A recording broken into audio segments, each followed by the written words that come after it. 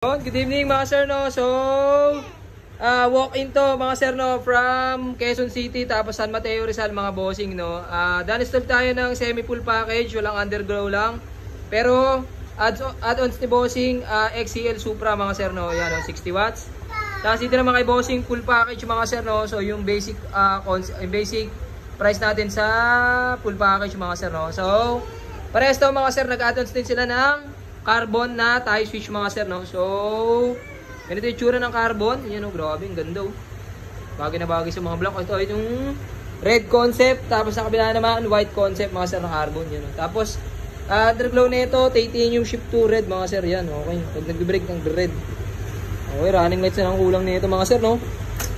Okay, tapos voltage checking muna, 14.0 mga sir, no? So, all in, all good. So, pakita ko na sa inyo yung function ng mga mini driving lights ay ng mga install natin, no? So, ito yung passing light, high beam, low beam, tapos hazard mga sir. Sa full package, may hazard, left and right, tapos busina mga sir, no?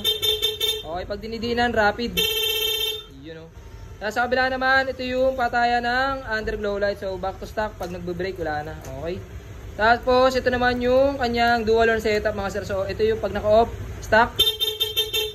Okay, tapos pag naka-on is yung PIA with rapid horn setup. Tapos with rapid combo light. Okay, grabe. Tapos mini driving light, low beam. Yan, okay, high beam, white and yellow. DKR 30 watts mga sir, no. Grabe, lakas din. Tapos ito naman yung starter mga sir, no. Okay. So, XCL Supra. Ganito yung lakas mga sir, no. So, low beam. Grabe, lakas. High beam. Off natin yan, no? Okay. Off mga pre. Wala na ko.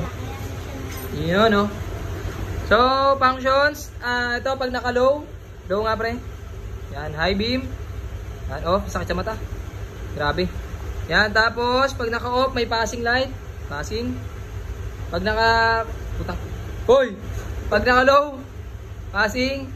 Off pre. Yan, with combo lights pala to mga sir, no? So, stock muna pre. Okay, pag nakapiya. Okay, yes sir, grabe lakas. Yun, no. So sa lahat ng gusto magpa-install mga sir, no, PM nyo na po si Motor Ibig Garage, no. Yes sir.